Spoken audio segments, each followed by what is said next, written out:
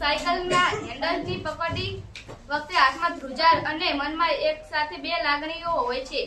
એક તરફ સાયકલ ચલાવવાનો અદ્ભુત ઉત્સાહ અને બીજી તરફ પડી જવાનો ડર. પહેલા શરૂઆતમાં મારા મમ્મી કે પપ્પા સાયકલની પાછળની સીટ પકડીને ઉભા રહેતા. તે કહેતા, તું પેડલ માર, હું પાછળથી પકડીને ઉભો છું, પડવા નહીં દઉં. આ વાક્ય દુનિયાનો સૌથી મોટો ભરોસો આપતું હોય એ છે, અને તે ભરોસો બરે જ આપણે પેડલ મારવાનું શરૂ કરીએ છીએ. ચલાવતા ચલાવતા પાછળથી ક્યારે હાથ છૂટી જાય તેની ખબર જ નથી પડતી. જ્યારે અચાનક પાછળ વળીને જોઈએ છીએ અને ખબર પડે છે કે કોઈ પકડ્યું નથી અને આપણે જાતે સાયકલ બ્લેન્ડ કરીએ છીએ. એ સાચે જ જાદુ એ સમય એવું લાગે છે જ્યારે આપણે હાથમાં ઉડી રહ્યા છીએ. આ અદ્ભુત અનુભવ પડ્યા વગર અધૂરો છે. બેલેન્સ બગડતા જ ઘૂંટણ કે ખોણી પર છોલાવું, સાયકલની ચેન ઉતરી જવી અને રડી પડવું એ પણ આ જ સફળતાનો ભાગ છે. પણ સાયકલ ચલાવવાનું જર્નું એ હોય. સાયકલ ચલાવવાના અનુભવ. મને સાયકલ ખૂબ જ ગમે છે. હું 10 વર્ષની હતી ત્યારે સાયકલ ચલાવતા શીખી હતી. હું સાયકલ વેકેશનમાં શીખતી હતી. હું સાયકલ ચલાવતી વખતે મને ખૂબ જ ડર લાગતો હતો. સાયકલ ચલાવતા મને મારા ભાઈએ શીખવાડ્યું હતું. હું નાની હતી ત્યારે મને મારા પપ્પાએ લાડ પ્યારથી સાયકલ લાવી આપી હતી. મને સાયકલ આવડી ત્યારે હું નવી સાયકલ જ ચલાવતી હતી.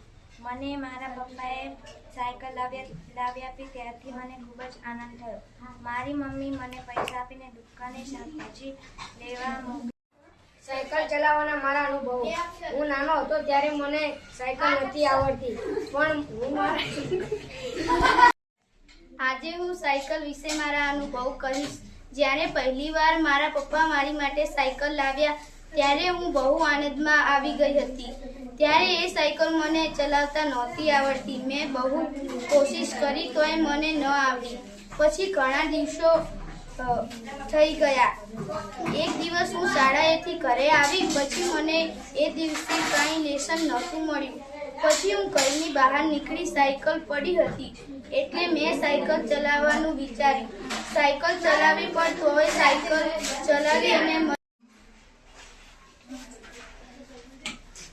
આજે હું સાયકલ વિશે મારા અનુભવો કહીશ.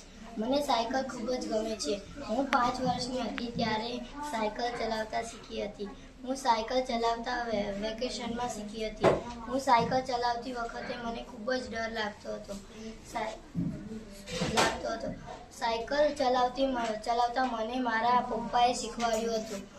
હું નાની હતી ત્યારે મને મારા પપ્પાએ સાયકલ લાવી દીધી હતી.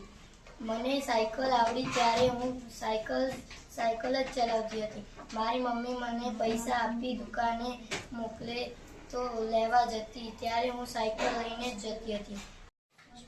સાયકલના મારા અનુભવો. હું નાનો હતો ત્યારે મને સાયકલ ન આવડતી હતી, પણ હું મારા મિત્રોને સાયકલ ચલાવતો હતો તો પણ મને સાયકલ ન આવડી. પછી હું થોડો મોટો થયો ત્યારે મને મારા પપ્પાએ સાયકલ લાવી દીધી. પછી હું આનંદમાં આવ્યો. પછી મારા પપ્પાએ મને સાયકલ ચલાવવાનું શીખવ્યું. પછી 3-4 વખત તો હું પડી જતા